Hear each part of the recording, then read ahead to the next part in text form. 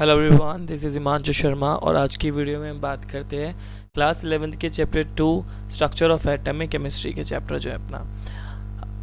इस वीडियो में मैंने सारे मोस्ट इंपॉर्टेंट एनसीईआरटी के क्वेश्चंस को कवर अप किया है। साथ के साथ क्वेश्चन के स्टार्ट होने से पहले मैंने बैक एक्सरसाइज का वो कौन सा क्वेश्चन नंबर है वो भी ज़रूर मेंशन किया। जैसे पहला क्वेश्चन आपको दिख रहा होगा 2.4, तो वो बैक एक्सरसाइज का 2.4 क्वेश्चन है। तो क्लास को अपनी स्टार्ट करते हैं। पहला क्वेश्चन है 2.4।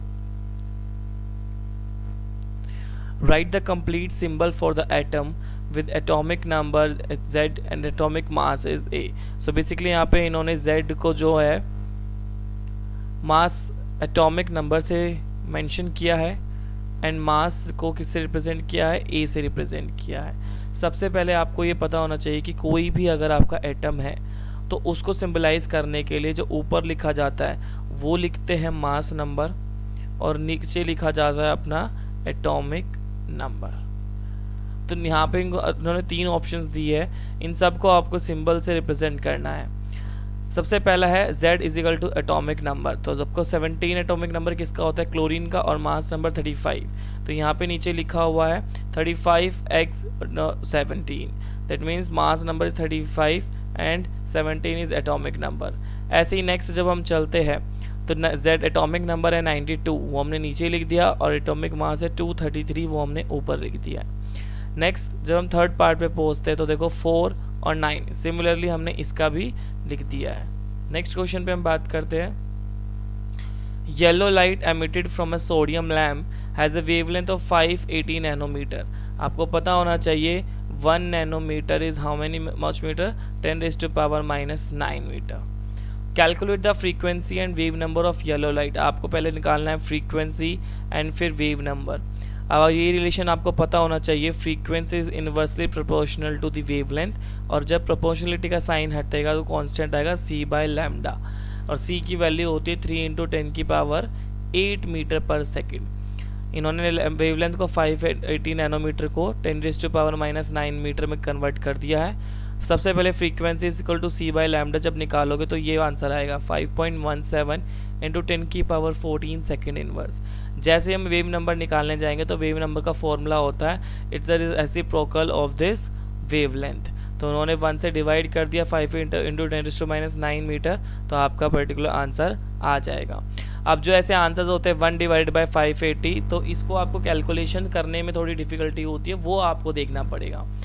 एक आपको एग्जांपल के तौर पे बताता हूँ। जैसे मान लीजिए 580 × 10⁻⁹ मीटर है, तो आप एक काम करो 10⁻⁹ को ऊपर लेके जाओगे तो ये +9 बन जाएगा, और ये 580।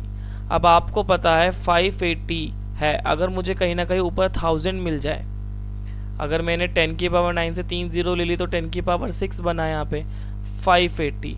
अब इसको हम डिवाइड कर सकते हैं, तो इसको डिवाइड करने पे मेरा आंसर कितना है 1.724 आया है। तो ये ऐसे इस तरीके से थोड़ी आपकी कैलकुलेशन ईजी हो जाएंगी। जब नेक्स्ट क्वेश्चन पे बात करते हैं, calculate the energy of each of the photons which has a correspond to light frequency. Now in this case यहाँ पे आप लोगों को फ्रीक्वेंसी दी हुई है, अब आपको वेवलेंथ एनर्जी पूछा हुआ है। तो सबसे पहले आपको पता है E is equal to h nu. Basically E is directly proportional to the frequency, और जब फ्रीक्वेंसी का प्रोपोर्शनलिटी का साइन हटता है तो यहाँ पे h आता है विच इज प्लैंक्स कॉन्स्टेंट की वैल्यू है 6.626 × 10⁻⁻34 जूल सेकेंड। तो यहाँ पे साथ के साथ आंसर भी गिवन है हर क्वेश्चंस के, और इसकी PDF आपको मेरे नीचे डिस्क्रिप्शन पे भी मिल जाएगी, तो आप ये पूरे क्वेश्चन आंसर्स की PDF भी डाउनलोड कर सकते हो। H की वैल्यू आपको यहाँ पे दी है, फ्रीक्वेंसी आपने लिख दिया, अपने एनर्जी की वैल्यू निकाल दी जो कि जूल में आई है, जस्ट आपको मल्टीप्लाई करना था। जब वेवलेंथ निकालना था तो मैंने अभी आपको रिलेशन बताया E is equal to h nu. अब यहाँ पे आपको न्यू की जगह पे c/λ रख सकते हो, तो लैम्डा आप रखोगे 0.5 आर्मस्ट्रॉन्ग। अब यहाँ पे आर्मस्ट्रॉन्ग दिया हुआ है तो 1 आर्मस्ट्रॉन्ग इज 10⁻⁻10 मीटर, उसको कन्वर्ट कर लेंगे। c की वैल्यू आपको पता है 3 × 10⁸ मीटर पर सेकेंड। h की वैल्यू मैंने अभी बताई, कैलकुलेशन करके आपको एनर्जी आ जाएगा। तो इस क्वेश्चन में एनर्जी पूछी थी, एक बार फ्रीक्वेंसी के टर्म्स में, एक बार वेवलेंथ की टर्म्स में। नेक्स्ट क्वेश्चन की तरफ मूव करते हैं। What is the number of photons of light with wavelength 4000 picometre which provides 1 joule of energy. बहुत इजी है, लेकिन जैसे ही नंबर ऑफ फोटोन सुनते हैं तो इस क्वेश्चन को छोड़ने के पे दौर पे आ जाते हैं कि ये तो हमें आता ही नहीं है। सबसे पहले आप गिवन लिखो। आप लोगों को h की वैल्यू पता है, आपको c की वैल्यू पता है, आपने वेवलेंथ लिख दिया। आपने अभी तक एक फॉर्मूला पढ़ा है E is equal to h nu, E is equal to h c by lambda, ये आपने निकाल लिया। अब ये चीज़ आपको याद रखना है, आपको एनर्जी की वैल्यू दी हुई है, क्लियर। आपको यहाँ पे h की वैल्यू दी हुई है, आपको c की वैल्यू पता है, आपको लैम्डा की वैल्यू, यहाँ सिर्फ आप n से मल्टीप्लाई कर दो। इस n को यहाँ रखो, बाकी चीज़ इधर ले आओ। E is equal to wavelength by में h इंटू में c। तो जब आप इसकी कैलकुलेशन करोगे, E की जगह आप रखोगे 1 जूल, लैम्डा की जगह रखेंगे आप 4000, पिकोमीटर है तो 10 की पावर -12 हो जाएगा। नेक्स्ट आप h की वैल्यू रखेंगे 6.626 इंटू 10 की पावर -34, h की जगह 3 इंटू 10 की पावर 8, तो आपको वैल्यू आ जाएगी। तो आपको बस इतना सा याद रखना, जब भी नंबर ऑफ फोटोन्स पूछो एनर्जी के फॉर्मूले पे, तो E is equal to n h nu, तो ये n क्या होता है, नंबर ऑफ फोटोन्स।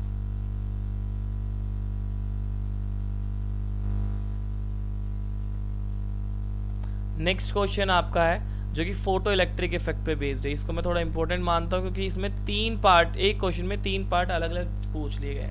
तो ये क्वेश्चन कौन से पार्ट का है, photo electric effect, photo electric effect के लिए। फोटो इलेक्ट्रिक इफेक्ट क्या होता है कि मान लीजिए ये मेटल की हमारी सरफेस है, उस पर ये एक पर्टिकुलर इलेक्ट्रॉन है, इस इलेक्ट्रॉन की कुछ ना कुछ फ्रीक्वेंसी होगी, न्यू नोट जिसे हम बोलते हैं, which is called threshold frequency. यहाँ पे आप लोग इसकी वेवलेंथ भी होगी और इस पर्टिकुलर इलेक्ट्रॉन की एनर्जी भी होगी, जिसको हम वेव फंक्शन बोलते हैं, क्लियर।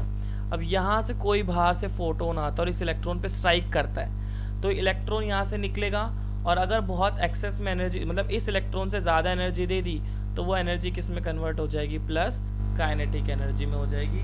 तो इसके फॉर्मूलेज आपको पता होने चाहिए, और मैंने एक शॉर्ट्स वीडियोस में पूरे चैप्टर की फॉर्मूलेज लिस्ट भी डाली हुई है, आप वहाँ से जाके भी देख सकते हो। तो क्वेश्चन की तरफ मूव करते हैं।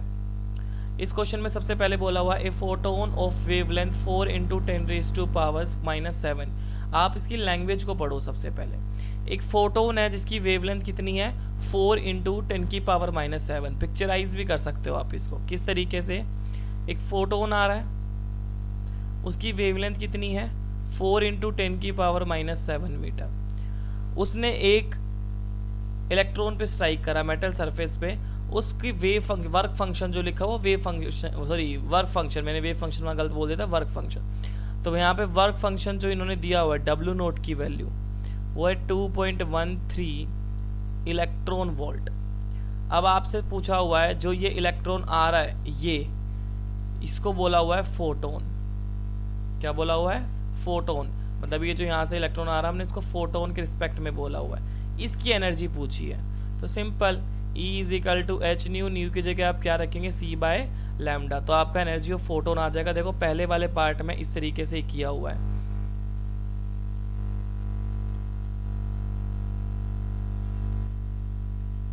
देखो लिखा हुआ है the energy of the photon E is equal to h C by lambda. पूरी वैल्यू रख देंगे, आपको वैल्यू 4.97 इंटू 10⁻⁹ जूल में आंसर आ जाएगा।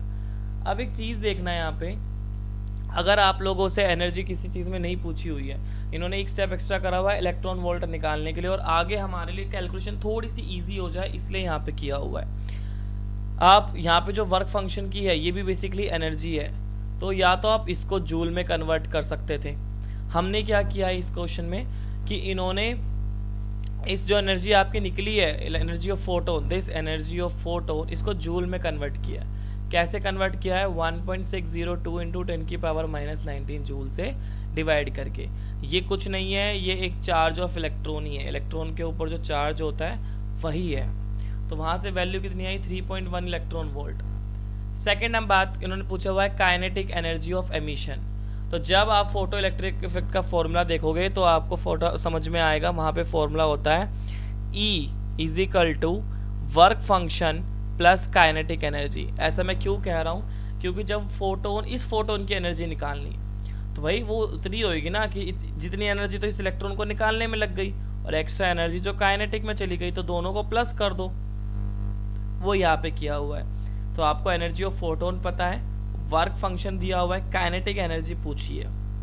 अब सुनो, वर्क फंक्शन भी ईवी में था, ये आपने जूल में निकाला था, इसीलिए हमने पहले इसको ईवी में कन्वर्ट कर लिया। अब हम इसको डायरेक्ट माइनस कर सकते हैं, ई माइनस वर्क फंक्शन, इस एनर्जी से जब इधर जाएगा तो माइनस हो जाएगा। 2.1 माइनस 2.13 को माइनस करोगे तो काइनेटिक एनर्जी आ गई 0.97 इलेक्ट्रॉन वोल्ट। अब आप मेरी इस बात को समझना कि यहाँ पे सिर्फ कुछ नहीं बोला कि किस में एनर्जी चाहिए, काइनेटिक एनर्जी, तो ईवी में आई है, तो अभी फिलहाल के लिए इसको ईवी में ही छोड़ देंगे हम। नेक्स्ट पार्ट थोड़ा सा इसमें समझने की बात है, इसमें पूछा हुआ है वेलोसिटी ऑफ फोटो इलेक्ट्रॉन। अब जब इलेक्ट्रॉन की हमें वेलोसिटी निकालनी है, वो हमें तो ऐसा यूनिट में निकालनी पड़ेगी। तो अब इस केस में हमें क्या करना पड़ेगा, जो काइनेटिक एनर्जी आपकी इलेक्ट्रॉन वोल्ट में आई है, अब हम इसको जूल में कन्वर्ट करेंगे बाय मल्टीप्लाई 1.602 इंटू 10 की पावर माइनस 19 जूल। तो जो आपका आंसर ये काइनेटिक एनर्जी आएगी वो आपकी बेसिकली जूल में कन्वर्ट हो जाएगी, मतलब यूनिट्स में, ऐसा यूनिट्स में चेंज हो जाएगी, किलोग्राम मीटर स्क्वायर सेकेंड की -2। अब आपको पता है काइनेटिक एनर्जी का फॉर्मूला होता है हाफ mv²। काइनेटिक एनर्जी की वैल्यू पता है, फोटोन फोटो इलेक्ट्रॉन है इधर, तो इलेक्ट्रॉन का मास आ जाएगा, मास ऑफ इलेक्ट्रॉन इज 9.1 इंटू 10 की पावर -31। तो आपने हर जगह पे v² की वैल्यू रख दी 2, इधर चला जाएगा, मास ऑफ इलेक्ट्रॉन आ जाएगा इधर, और ऊपर जो आपने काइनेटिक एनर्जी को जूल में किया था, यह आपका v²। अब जो v² की वैल्यू आएगी, जैसे 0.34 इंटू 10 की पावर 12, आपने उसका अंडर रूट निकाल देना है, तो आपका वेलोसिटी आ जाएगा। डन। नेक्स्ट क्वेश्चन की तरफ बढ़ते हैं हम। इसमें बोला हुआ है a 25 watt bulb emits a monochromatic yellow light. एक हमारी 25 वॉट का बल्ब है, पावर दी हुई है हमें 25 वॉट की। उसके बाद एक मोनोक्रोमेटिक येलो लाइट है वेवलेंथ, जिसकी वेवलेंथ कितनी है 0.57 माइक्रोमीटर, ये आपको वैल्यू दे रखी है।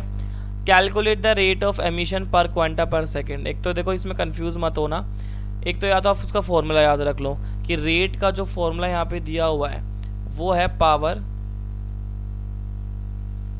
डिवाइडेड बाय में एनर्जी। ये आपको सिंपल सा है, पावर आपको गिवन है, एनर्जी आपको बहुत अच्छे से निकालनी आती है वेवलेंथ के टर्म्स में, E is equal to hc by में लैम्डा। वहां से आपने एनर्जी की वैल्यू निकाल ली, पावर बाय एनर्जी को आपने क्या कर दिया, डिवाइड कर दिया, और आपका जो रेट ऑफ एमिशन क्वांटा पर सेकंड है वो आंसर आ गया आप लोगों का। आया समझ में। नेक्स्ट क्वेश्चन की तरफ मूव करते हैं, विच इज 2.13 13th क्वेश्चन है। इसमें एक चीज याद रखना, what is the wavelength of light emitted when the electron in the hydrogen undergoes a transition from the energy level with n is equal to 4 to 2। 4 से कहाँ आया है, 2 आया है, पूछा क्या है, वेवलेंथ। अब क्या डिस्टेंस कभी भी नेगेटिव हो सकता है, नहीं, नेगेटिव नहीं हो सकता। तो जो हम इस क्वेश्चन में, जब भी आपको ट्रांजिशन का क्वेश्चन आएगा, स्पेक्ट्रो का क्वेश्चन आएगा, तो आप यहाँ पे रिडबर्ग फॉर्मूला लगाओगे,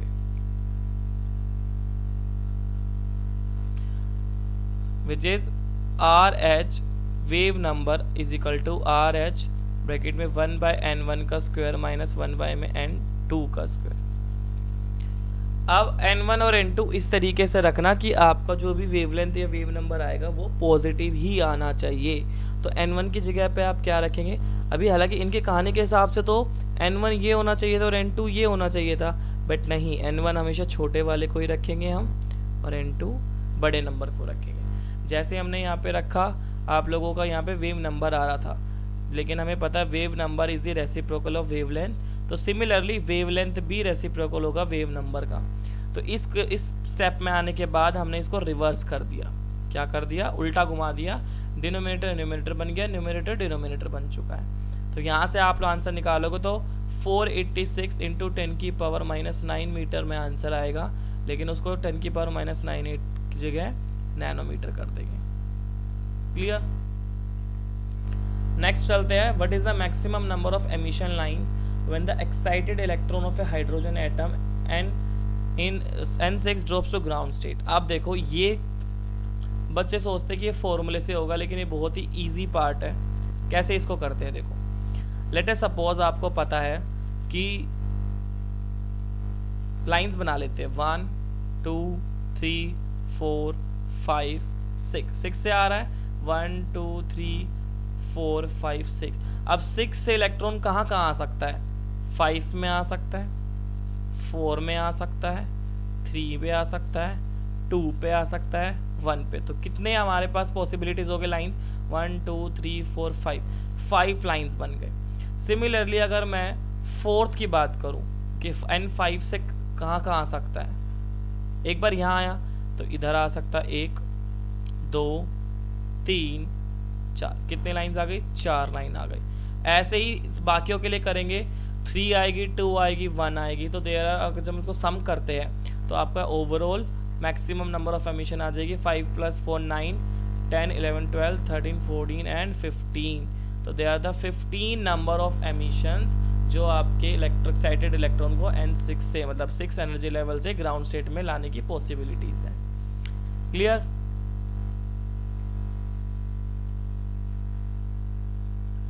नेक्स्ट क्वेश्चन की तरफ बढ़ते हैं, calculate the wave number for longest wavelength. यहाँ पे आपको एक चीज की बात पता होनी चाहिए, लॉन्गेस्ट पूछा है। अब लॉन्गेस्ट शॉर्टेस्ट में आपको एक चीज की बात याद रखनी, देखो जब भी लॉन्गेस्ट पूछा है तो लॉन्गेस्ट वेवलेंथ कब होगी, जब आपका वेव नंबर मिनिमम होगा, लीस्ट होगा।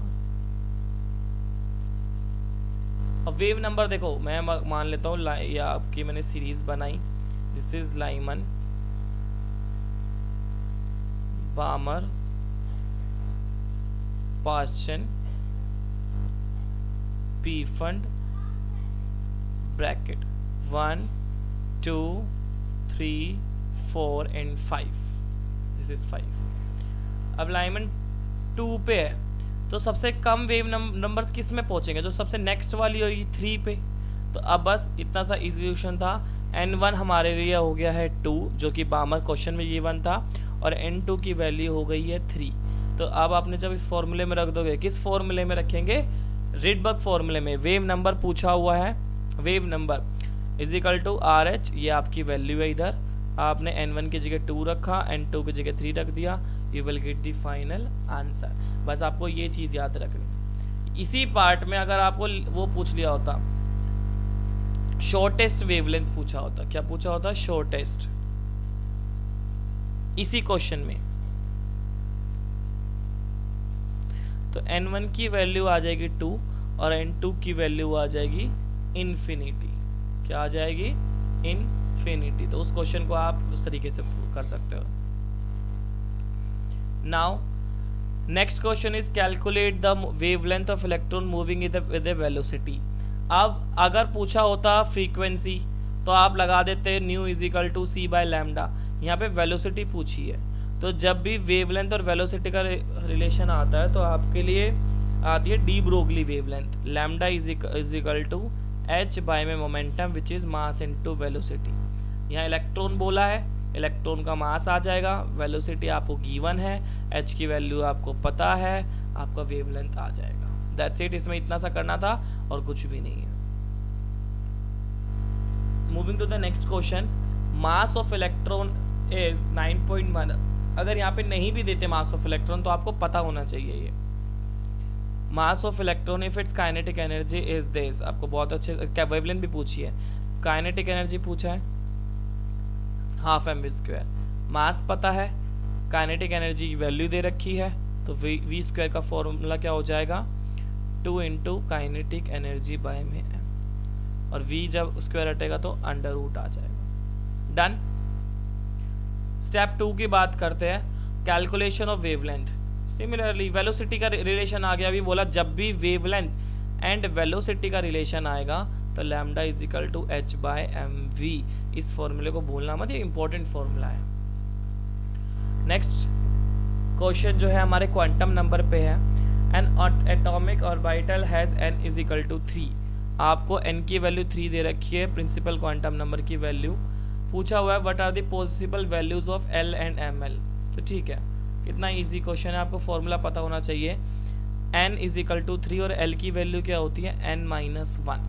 तो n की वैल्यू यहाँ पे 3 दी हुई है, तो l की वैल्यू क्या हो जाएगी, 3 माइनस में 1 इज इक्वल टू 2। अब ये 2 0 से स्टार्ट करो, 0 1 एंड 2, कोई डाउट। अब प्रॉपर आपसे पूछा हुआ है ml, l एंड ml की वैल्यू। देखो ये तो हो गई l की वैल्यूज, ml की वैल्यू क्या होगी, 0 के लिए 0, 1 के लिए माइनस 1, 0 प्लस 1। क्लियर। अगर हम बात करते हैं l की वैल्यू 2, तो ml की वैल्यू क्या हो जाएगी, माइनस 2 माइनस 1, 0 प्लस 1 प्लस 2। बस इतना सब पूछा था। सेकंड में पूछा हुआ है, list the quantum number ml and l of electron in third orbital. किसमें पूछा हुआ है, थर्ड ऑर्बिटल में। सारे क्वांटम नंबर्स में ml बताना है, तो ये इसका आंसर रहा। थर्ड ऑर्बिटल में जब n इज इक्वल टू 3, तो l की वैल्यू क्या आएगी, 2 आ जाएगी। तो ml कितना आ सकता है, minus 2 minus 1, 0 plus 1 plus 2। Easy. Next question में पूछा हुआ है, which of the following orbitals are possible.